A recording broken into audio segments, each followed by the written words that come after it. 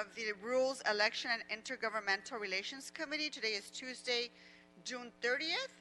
We'll be taking public comment prior to the discussion of today's agenda items. So, Mr. Clerk, can we go ahead and call the roll? I'm sorry, please call the roll. Yes, Councilmember Martinez. Present. Councilmember Harris-Dawson. And Councilmember Wesson. You forgot me already? Sorry. Wesson is here. Thank you. And one more time, Councilmember Harris-Dawson. So I believe we have 2 members and a quorum. Okay, thank you. Mr. City Attorney, please explain the speaking rules for our public. Yes, thank you, Madam Chairwoman. To members of the public calling in, when it's your turn to speak, please state which of the agenda items you'd like to speak on. You have 1 minute per item to speak, up to 2 minutes total. Because this is a special meeting, there will be no general public comment. We will tell you when your time is up. When speaking on the agenda items, you must be on topic. Our goal is to get through as many speakers as we can, and if you're not on topic, or if we can't tell whether you're on topic, we'll give you one brief warning. If you do not immediately get clearly on topic, or again stray off topic, the chairwoman will cut you off and you will forfeit the rest of your speaking time, and we will move on to the next speaker. Finally, for members of the public calling in to speak, as soon as you hear someone address you, you are live at the committee meeting. If you're also listening to the meeting on your computer or channel 35 or other device, please turn down the volume on those devices immediately. There's a time delay between the broadcast on those devices and the live meeting, and it will cause a lot of confusion if you continue to listen on your devices. Thank you very much, Madam Chairwoman. Thank you, Mr. City Attorney. Let's go ahead and take public comment. First speaker. Good morning. My name is Carolina Goodman, speaking for the League of Women Voters of Los Angeles.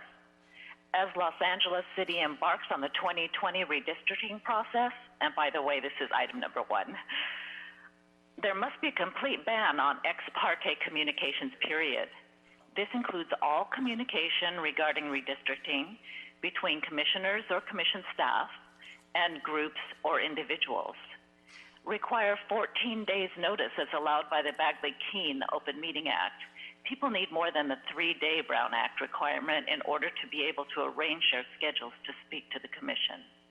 Regarding the drawing of district lines, require 2 commissioners who are not residents of the same district to work with line drawers to create draft maps. The drafts will be presented to the public along with the rationale used in drawing the drafts. The public will then comment. Thank you very much for considering these recommendations. Thank you.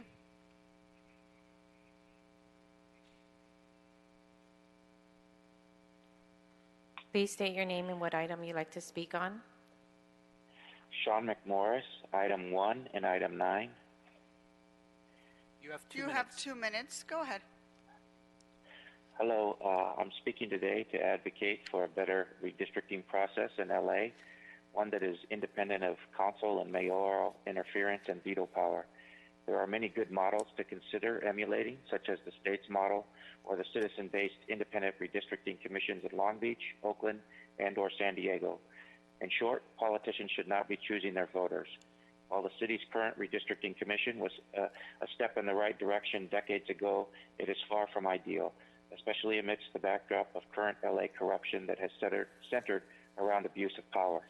Until the city adopts a fully independent commission, I hope that the City Council will implement the following reforms to its current model. 1, the public should be a part of the line drawing process. 2, ex parte communication should be banned. 3, commission staff should be independent of council or mayoral staff. And 4, potential conflicts of interest of any commissioner should be made public. I'll now speak on item number 9. I support the beginning of this process and hope that any office of anti-corruption and transparency will be truly independent from political interference. I also hope that this effort is sincere and will not result in a window dressing office, but a meaningful check on corruption in LA. I also hope that the creation of such an office will not divert funds from the ethics department, which does great work and needs to be adequately funded. That said, I look forward to engaging in the anti-corruption discussion and hope that City Hall will engage with and truly listen to the public's cries for meaningful campaign finance and anti-corruption reform. Thank you.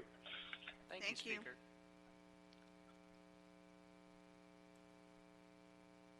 Just want to note for the record, Mr. Harris Dawson has joined us. Please state your name and what item you'd like to speak on.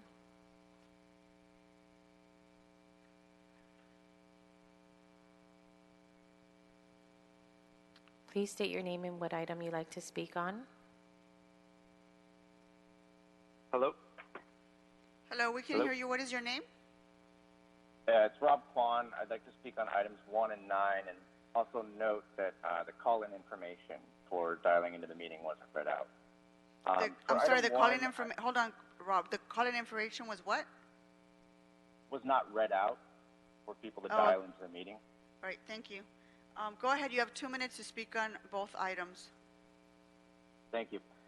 For item 1, I think it's kind of sad that for the last 3 years, I've been able to justifiably use the line, trust in LA City Hall has reached an all-time low. And look at how far we've come. We reach new lows every single week with the FBI investigation. I think the single most fundamental step forward you can take towards restoring trust in City Hall is making sure we don't repeat the last redistricting effort. It divided communities. It divided this council. 2 candidates challenging City Hall insiders found themselves drawn out of their districts they were running in early maps. Commissioners were receiving text messages from elected officials during meetings where the quote-unquote independent commission was drawing the lines. It led to accusations of the council president using the process to reward and punish various members. We've seen claims recently that it brought Jose Huizar's corruption on an industrial scale, as he had all of downtown LA almost consolidated into his district. So I really do encourage this council to take this seriously and take those really common sense steps forward within the charter that we were able to make, and we have a lot of examples to draw from. For item 9, I hesitate to poo-poo on reform, but I must state that I strongly oppose this motion unless it's significantly amended. The motion seems designed to offer political cover and something for a certain council member to campaign on. Many of the proposed responsibilities actually fall within pre-existing departments like ethics and the city controller. It confuses, it overpromises, and underdelivers with the title of an anti-corruption office. I think it's worth noting that here in the city we have a limited jurisdiction in prosecuting misdemeanors. The FBI is really great at tackling hard corruption. We're seeing that on display. We should be focusing on other things. There are only 2 paths which can redeem this proposal: scale it back, change the name, and focus on creating an inspector general within the planning department, or take it in another direction. An office of public advocate offers little unless it has clout, independence, and really changes the game. I think you should consider joining San Francisco and looking at New York's Office of Public Advocate, an elected position. Thank you, Rob. Thanks. So, Madam President, and thank you, Mr. Kwan, for pointing out that we forgot to read out the call-in information. Let me just read it out right now. So, for members of the public who would like to offer public comment on the items listed on the agenda, please call 669-254-5252. That's 669-254-5252, and use meeting ID number 160-655-3266. That's 160-655-3266, and then press the pound sign. Press pound again when prompted for the participant ID. Once you're admitted to the meeting, please press *9 to request to speak. Thank you, Madam President, so we can continue with the callers. Thank you, Mr. City Attorney and Mr. Kwan, for pointing that out. Let's go ahead and move on to the next speaker.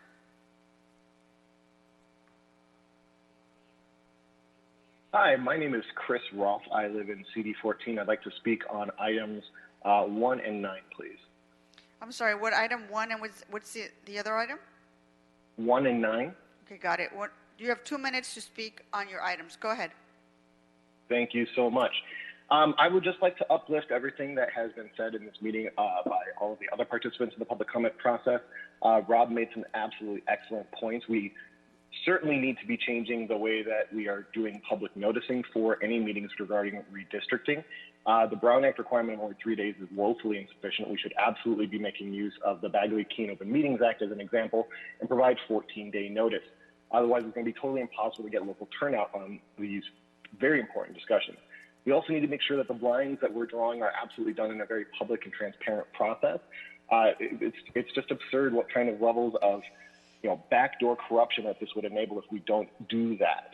Banning ex parte communications is an absolute no-brainer on all these things. There's no reason why people should be communicating without full disclosure to the public. Also, independent staffing is necessary, and we need to make sure that the appointment process as a whole is something that is totally done with no undue influence to elected officials. These should be people who are from the community who are making these decisions, not members of elected officials' cabinets and inner cadres. And speaking as somebody who lives in CD14 right now, I do not have any real voice on the council because my city council member has been grossly corrupt, and we've known this for almost 2 years before anything was actually done about it. And having that level of corruption and influence on these things is something that, opening things up to transparency is the only way around that. We're also seeing a massive new investment of public interest in these elections and a huge increase in turnouts in districts where we have challenges to incumbency, like over in CD4. There was a massive increase in turnout. So making sure that this process is equitable and transparent is a good thing for the health of our democracy and will help to restore some of the sorely lacking trust in city council that we have right now in 2020. Thank you very much for your time. And MHD, please unblock the Knock account on Twitter. Thank you. Bye.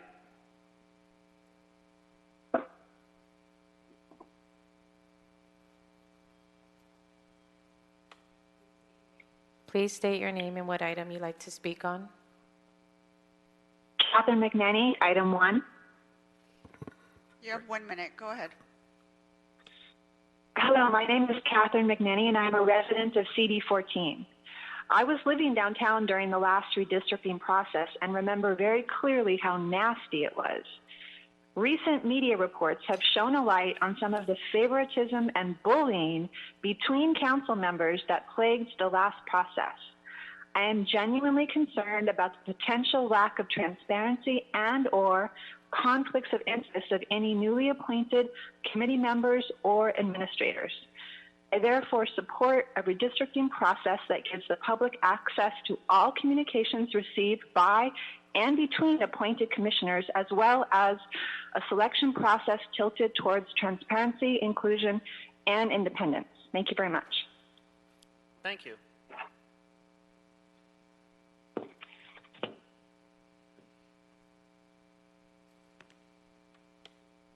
Please state your name and what item you'd like to speak on.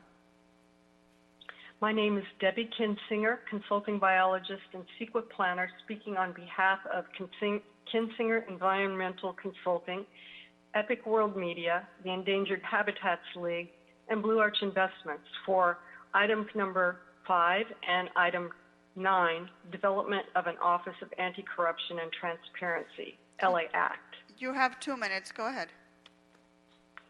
On item number 5, the resolution to establish the city's position on the San Gabriel and Lower Angeles Rivers and Mountains Conservancy, I support that and would like for them to be included, as well as other conservation organizations within the county, in biology transparency in CEQA and NEPA documents, to make sure that all of the public is included in those, and also to be included on the distribution of EIRs.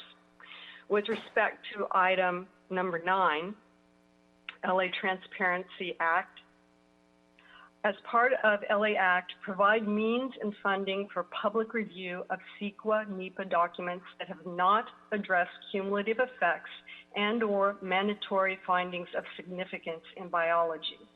Cumulative impacts cannot be adequately addressed without a review of past actions that were approved without requirements for habitat assessments by biologists who were qualified to assess urban habitats. 2 bat colonies have been lost in the last 3 years because of a lack of transparency in implementing CEQA. Those losses were not disclosed as required by CEQA.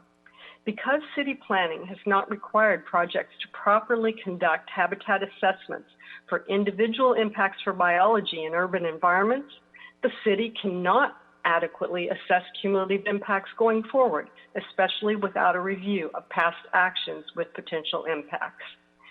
Disclosure of cumulative impacts is a requirement for transparency in government.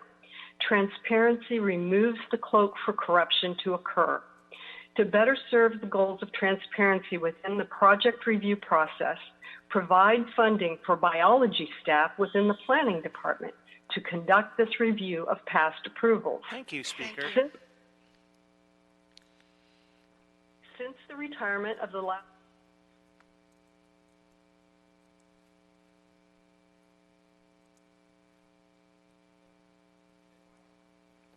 Good morning, and what item would you like to speak on? I would like to speak on item number 1. I'm former Councilwoman Jan Perry. I served on the City Council from 2001 to 2013. I wanted to talk about the basic flaws of the 2012 redistricting process. The comments about barring communications have already been said, so I don't want to repeat that. But what I do want to say is this. If you want to keep politics out of the proverbial henhouse and have an appointed decision-making body, that body should be allowed the latitude to follow the principle of community-based line drawing, even when it upsets conventional expectations of elected officials. When I read the papers now about corruption, I'm very clear that the seeds of those corrupt activities began in the 2012 redistricting process.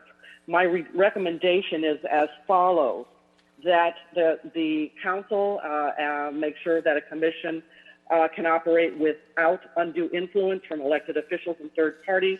The purpose of charter reform was to provide an independent commission, but the execution of that policy in 2012 illustrated the failure of that effort.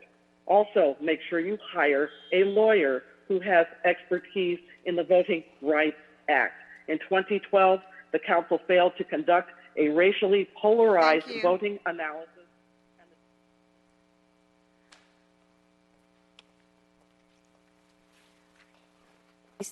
Please state your name and what item you'd like to speak on.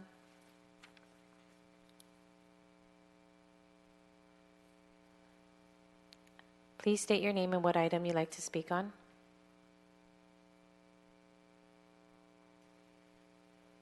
Hello?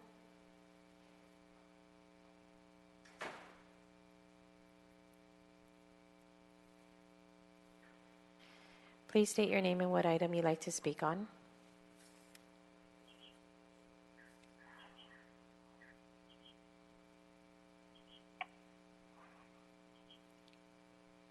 Speaker?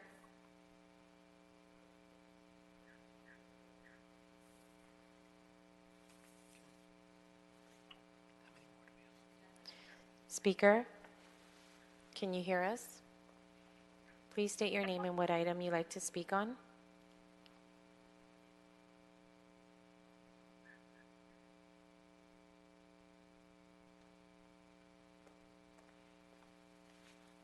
So I believe we've exhausted all the speakers who called in, so public comment is completed. Thank you, Mr. City Attorney. So public comment is now closed. Members, we'll take up items 3 through 9 on consent, unless anyone has any comments or questions. Items 3 through 9. Okay, seeing no questions, without objection, items 3 through 9 will be approved. So let's go ahead and take up item number 1 and 2 together. Both are related to redistricting process. Can you read both items into the record?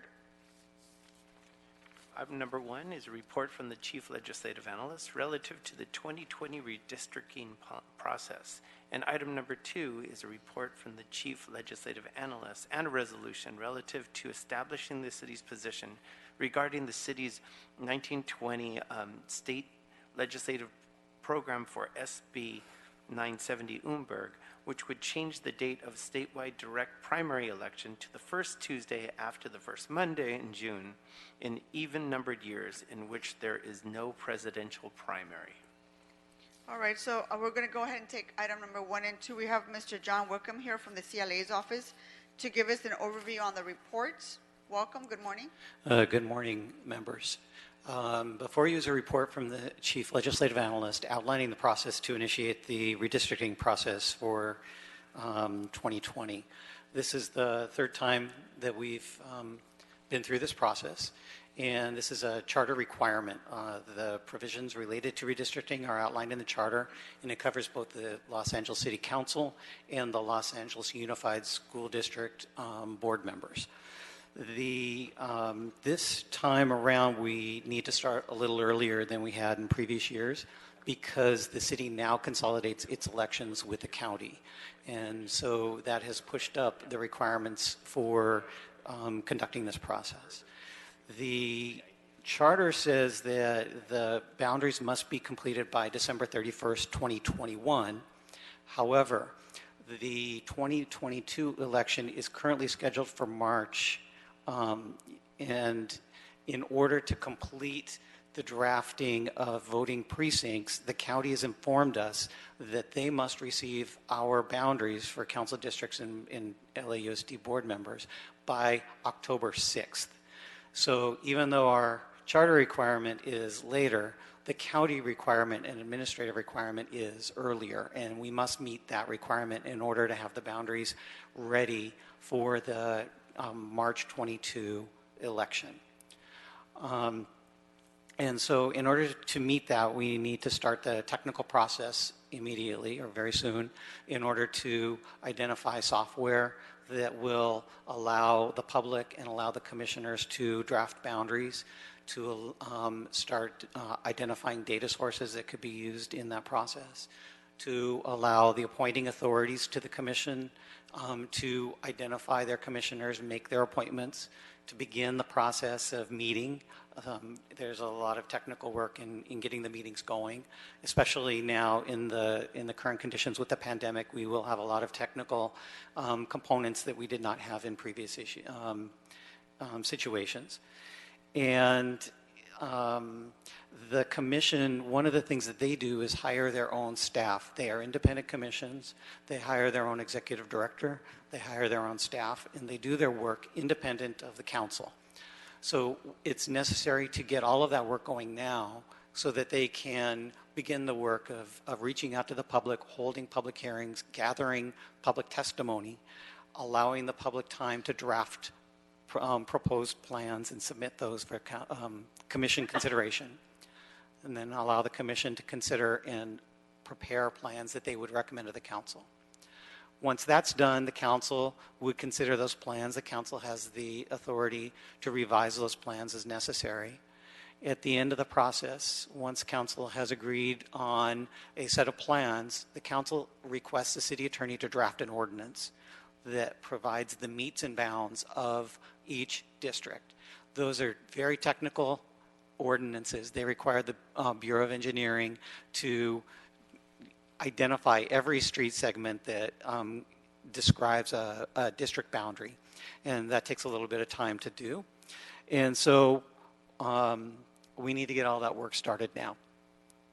Item 2 on your agenda relates to SB 970, which would help the redistricting process. This bill would actually move the 22 primary from March back to June. That would provide the city, as well as the county and the state, with additional time to complete their redistricting processes. Because all of these elections are occurring at the same time, the state assembly and senate, the county supervisors, the city council districts, the county supervisors are all on the same ballot. All of them need to complete their redistricting in order to get on that 22 ballot. So this is not just a problem for Los Angeles City, Los Angeles County, but it's a problem in every city in the state of California that is going through a redistricting process, every county, as well as the state. So support for SB 970 would be very helpful in allowing the city to complete its process in a more efficient manner, allow greater public input at both the commission side and at the council side.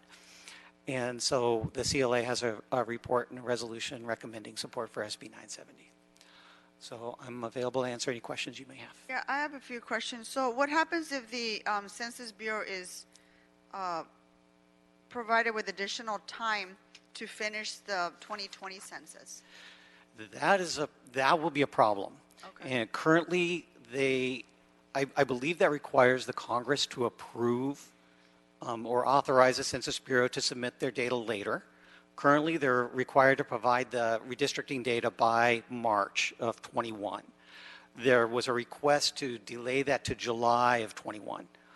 If that request is approved, then we've lost the benefits that SB 970 gave us. We will still be obligated to complete our boundaries by December 31st, 2021. And so there will be significant effort on everybody's part locally to complete the redistricting if the census data comes later. It will be very compressed, and it will be a challenge. Okay, so what are we doing to communicate our concerns about the census delay with our lobbyists in DC? We do not have a resolution on that currently. If the council would like us to prepare one, we could do that. Yeah, why don't we, if there's no objection, why don't we move in that direction? And so when do we expect that we'll have the census data? We currently expect that we would have the census data in March 21. And under our calendar, that would give the commissions about 2 months to complete their plans, go through review, and then deliver plans for council consideration. And in the past, the clerk's office has had additional funding to support redistricting, is that correct? But given our current budget situation, that might not be possible. So what are the possible impacts to redistricting? It would be significant. I didn't follow the budget hearing yesterday. I believe that there was a line item providing funding for redistricting. I would have to confirm the outcome of the budget committee yesterday. One of the things that we had done in the past is obtain additional funding, support funding from the LAUSD. And so we recommend that we ask the LAUSD to provide at least partial funding to cover the cost of their redistricting commissions. Has that ever happened in the past? Have they've covered some portion of it, or we've covered all of it? We've covered, it was a 50-50 split. I see. And so we would recommend pursuing that as well this time. All right. Members, are there any questions regarding item 1 and 2? Is there any other input? No? We're all good? All right. So members, if there aren't any other questions, I'd like to approve recommendations 1 through 7 in the CLA's report for item number 1. And for item number 2, I move to adopt the resolution. So why don't we take a roll call vote? Okay. Please call the roll on items 1 and 2. Yes, Councilmember Martinez. Aye. Councilmember Harris-Dawson. Yes. Councilmember Harris-Dawson. Yes. Can you hear me? Yeah. Yes. Barely. He says yes. And Councilmember Wesson. Yes. That is approved. All right. Thank you very much. Thank you. Seeing no other items on our agenda, our meeting is adjourned. Thank you.